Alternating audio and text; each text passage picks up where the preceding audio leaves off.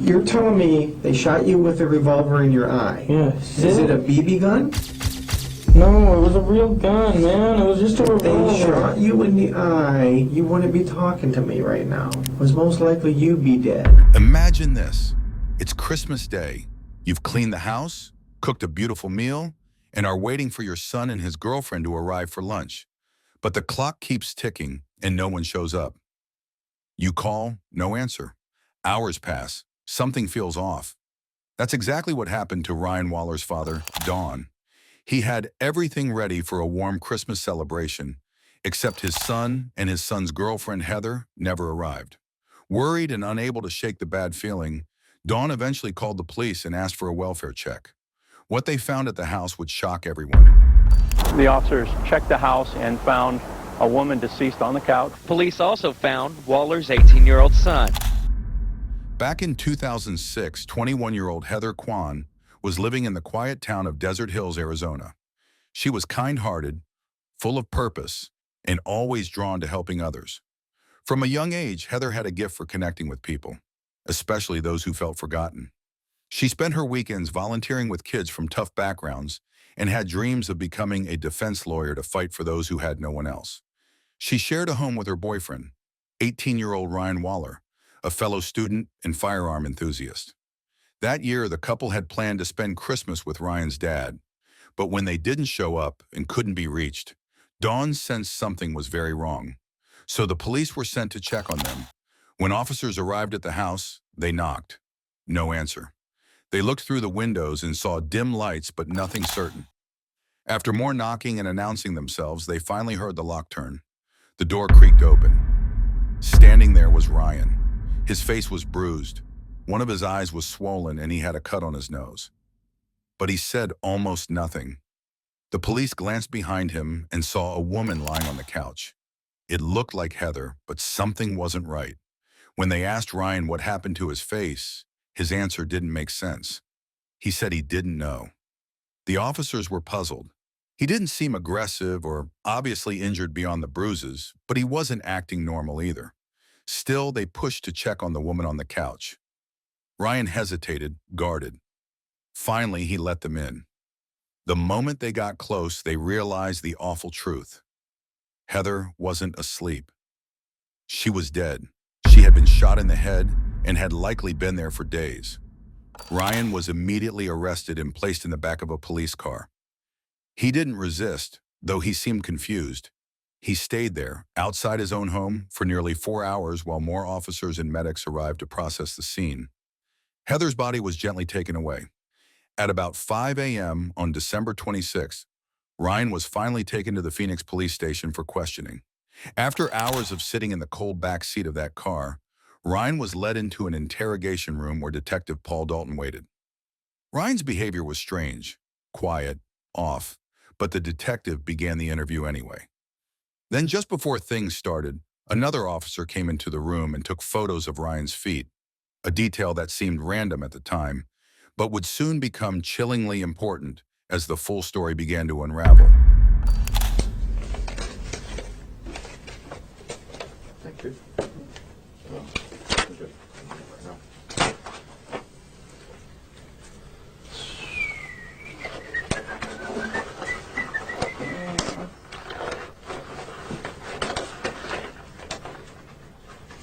For this long? No, you know how it is. Just before the real questioning began, an officer came into the room with a serious message. After examining Ryan's feet, he grew worried. He told Ryan he needed a medical checkup, mentioning a possible concussion. He also warned him not to fall asleep if that was the case. Despite the alarming news, Detective Dalton pushed forward and began the interview, unaware of how deep this mystery would go.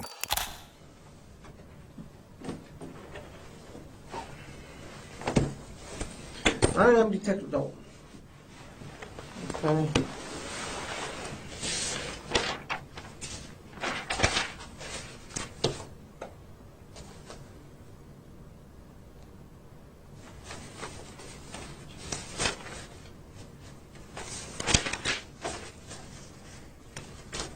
Last name is Waller, W-A-L-L-E-R. Yeah.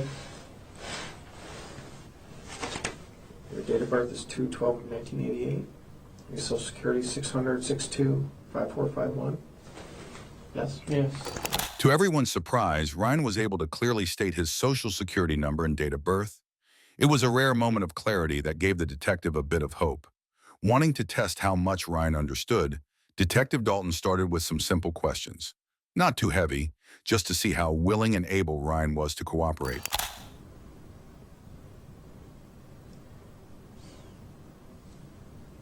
What's the highest grade you went through school? I don't know. I don't know.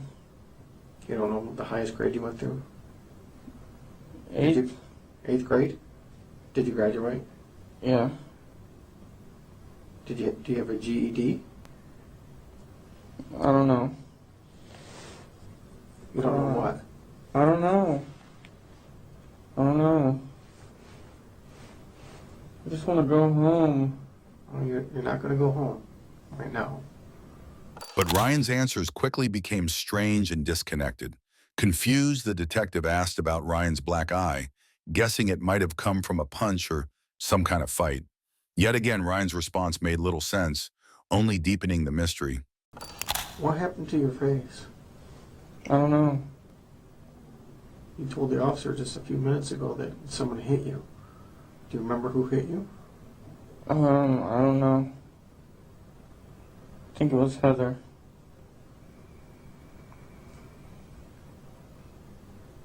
Why would Heather hit you? I don't know. It was an accident. I forgot why.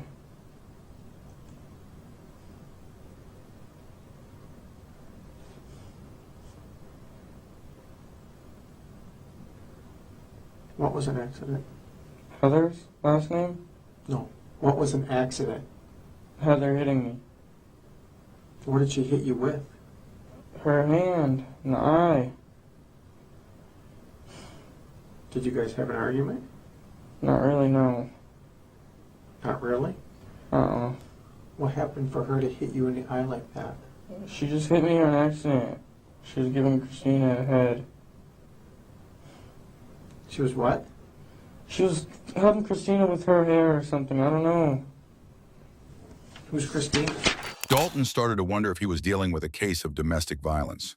As Ryan continued to speak in scattered thoughts, the detective kept pushing, looking for slip-ups, inconsistencies, anything that could explain what had really happened the night Heather died. The interview was becoming more intense and more vital in uncovering the truth behind Heather's shocking death. I don't know. You don't know. I really don't. I just want to go to sleep and go to sleep. Oh. Well, you remembered Heather hitting you in the eye, right? But I don't remember after that because I just went to lay down and try to go to sleep. All right. I don't know what anybody was doing. I really don't. Who was in the house when you went to sleep? Christina and Heather. Christina and Heather. Mm-hmm. Okay. And Christina was on the couch? That's it.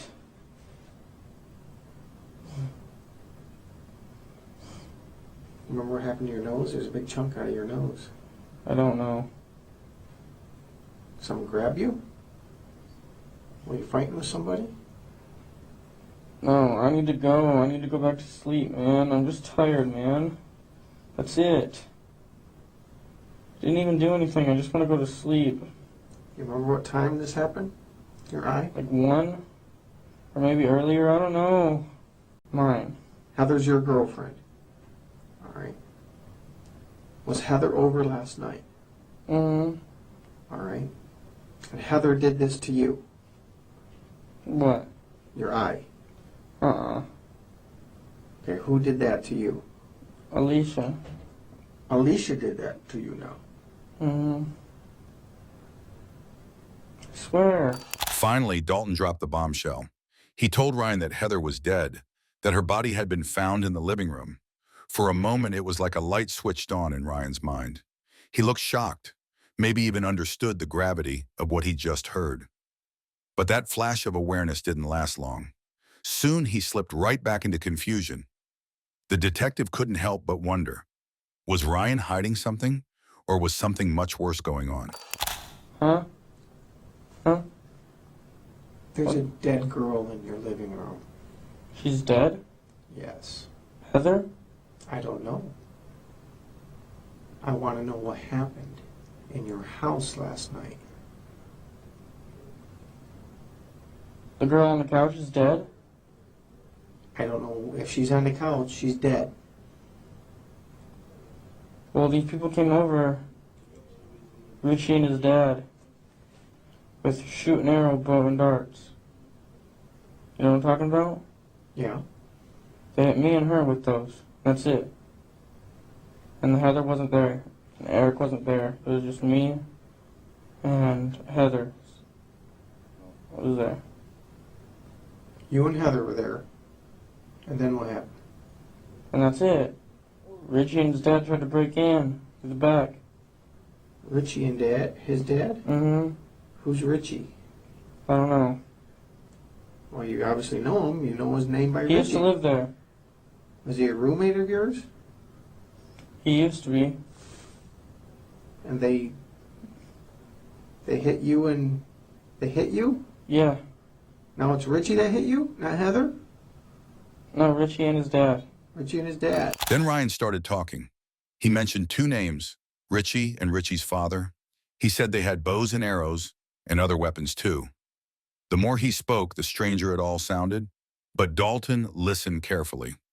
Every new detail added another piece to the puzzle, a puzzle that was quickly growing darker and more complicated. Not Heather? No, Richie and his dad. Richie and his dad. They hit you. Yes. Why? Because they're trying to get their stuff. I don't know why. And they had some kind of bow and arrows? Mm-hmm. They each had 2 revolvers and they didn't let off any shells. Okay, you just said they had bow and arrows. Now they have revolvers? That's what I meant. They had revolvers. They have revolvers. Yes. And then what happened? And then they shot us with those. They shot both of you? Yeah. Where'd they shoot you at? I got shot in the eye. You got shot in the eye I think so. with a revolver. I think. I don't. Then came the chilling twist. Ryan revealed that his black eye, it wasn't from a fight, it was from a gunshot. Someone had shot him in the face with a revolver, and somehow he survived. With that revelation, Dalton leaned in harder, trying to break through Ryan's haze and finally get to the bottom of what really happened that night. Did you shoot Heather? Mm-mm. I heard you have a lot of guns in your house. Mm-mm. No? Mm-mm. Well, you know we're going to look. Mm-hmm. Ryan, why don't you tell me what really happened there? Because I don't believe... I really don't know, man. I really don't. I don't know. I could tell you anything, I swear. I want you to tell me the truth. That's all I want from Richie you. and his dad came there. And I don't know why. I don't know why. I don't know why, but they put me in sleeping hold. And, like, they put me in sleeping hold with the arrows and shit. Like, I lived through that crap. But things kept getting stranger. Ryan used a term Dalton didn't recognize, sleeping hold. The detective was baffled. What did it mean? Was it a real thing or more confusion? Still, Dalton kept piecing things together, desperate to make sense of the bizarre and heartbreaking story unfolding in front of him. Saying revolvers and you're saying some other thing, and you're saying they shot you in the eye. Okay? They shot you with a revolver in your eye. Yes. And that's Is it a BB gun? No, it was a real gun, man. It was just a If they revolver. shot you in the eye with a revolver, you wouldn't be talking to me right now. How do you know? It was most likely you be dead. That's what I thought too, man. I really don't know. Okay? Then Ryan said something that stopped Dalton in his tracks. He repeated that Richie and his father had shot him and that he had willingly let them into the house. The weight of that confession was staggering. Heather got shot. Where did she get shot? Inside the face once. She got shot inside of the face? Mm-hmm. How close were you to her when she got shot in the face? It was after I got shot, so I didn't even hear anything. So you got shot first? Uh-huh. And what happened? Did you fall to the ground? Yeah, I was trying to get up and shit, and I couldn't. I don't Okay. know. And then she got shot? Mm-hmm. And what did you do? Nothing. Did you call 911? Uh-uh. Did you see if she was alive? She was sleeping still, and that's it. I just let her sleep. She got shot in the side of the face and you let her sleep? Yes. This does not make sense, Ryan. I know, I didn't mean to, man. I'm sorry. I didn't know she was passing out. That's because I got shot wrong once, too, and I was gonna pass out. Okay, this is now, not before. I don't know. Dalton was spiraling, trying to hold onto the threads of this chaotic case. Ryan's story was a mess, confusing, strange, unreal. But then Dalton had a gut feeling. He looked closer at Ryan's face. There was something about that injury. My feet hurt, man. I don't know why. Get him off my table. Let me see your nose. Come on, put your legs down. Put your legs down. Bring your face closer. Oh, my head hurts. Okay. Yeah, be right back. And then it hit him. That wasn't just a cut on Ryan's nose. It was a bullet wound. The black eye, also caused by a gunshot. Ryan had been sitting there for hours giving a police interview, with a bullet still lodged in his skull. It was horrifying. He had been walking around for 2 whole days with that injury, unaware of how badly he was hurt. Meanwhile, Heather had already been dead on the couch, and suddenly everything Ryan had said, the confusion, the memory gaps, the strange behavior, it all made sense. He had been telling the truth. The pieces of Ryan Waller's heartbreaking story finally began to fall into place. Ryan and Richie had once been roommates, but things ended badly between them. After a falling out, Richie showed up at Ryan's apartment, this time with revenge on his mind. As he tried to force his way in, a gun went off by accident, and Ryan was shot. What happened next was even more horrifying. Richie's father, Larry, told him to shoot Heather too, trying to erase any witnesses. They then robbed the apartment and ran. After the police interview, Ryan was rushed to the hospital. Doctors had to remove one of his eyes and 10% of his brain to try and save him. But the damage was too severe. Ryan never fully recovered and needed constant care for the rest of his life. 10 years later, he passed away after suffering a seizure. Despite everything, Ryan showed incredible strength. Even while severely injured, he managed to give police key information that would help identify the people who hurt him and killed Heather. His bravery turned him into a quiet hero in one of the most tragic cases in recent memory. But Ryan's story wasn't just about personal tragedy. It raised serious questions about how he was treated by police. From the moment they found him, officers failed to recognize the severity of his injuries. He sat in a police car for 4 hours, then another 2 hours in an interrogation room, all while a bullet was lodged in his head. Those 6 hours could have made all the difference. Instead, his condition got worse, and irreversible brain damage set in. As word spread, the case drew attention for another reason: signs of civil rights violations and possible police misconduct. There was a storm of misinformation. Interviews with Ryan's family and friends sparked a wave of conspiracy theories and deep suspicion about how police handled the case. The spotlight quickly turned to Detective Dalton and the Phoenix Police Department, who were accused of covering up the truth and even tampering with evidence. Eventually, Richie was found guilty of felony murder, burglary, aggravated assault, and weapon-related charges. At first, Larry avoided charges because his wife refused to testify against him, protected by marital privilege. But Heather's family fought for a change in the law. That led to Larry being indicted again in 2011 for first-degree murder, attempted murder, and burglary. He was convicted the following year, and in January 2013, he was sentenced to life in prison, but the fight wasn't over. Ryan's parents, Don and his wife, continued their pursuit of justice. They filed a lawsuit against the Phoenix Police Department, claiming that officers lied about the timeline of events and mishandled the case. Detective Dalton in particular faced accusations of making up parts of the story and having a history of misconduct in previous cases. The U.S. Department of Justice even got involved, requesting records from the interrogation, a sign that the case had grown much bigger than anyone expected. Shockingly, the lawsuit was dismissed just 3 weeks after being filed. The court ruled that Ryan's rights hadn't been violated and that the delay in medical care hadn't worsened his condition. This contradicted what Ryan's family and his brain surgeon believed, that the delay caused serious and avoidable damage. The sudden cancellation of the lawsuit raised even more suspicion. Was there pressure behind the scenes to keep the case from going to trial? The motive behind the attack on Ryan and Heather remains a subject of debate. Some say it started with jealousy. Richie may have made unwanted advances toward Heather, sparking a feud with Ryan.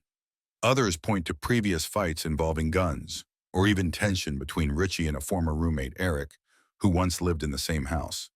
There were many possible reasons, but one thing is clear.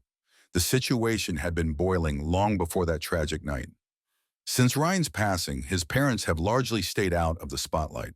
But his father, Don, occasionally joins podcasts or interviews to talk about Ryan's life, his childhood, his relationship with Heather, and that devastating day.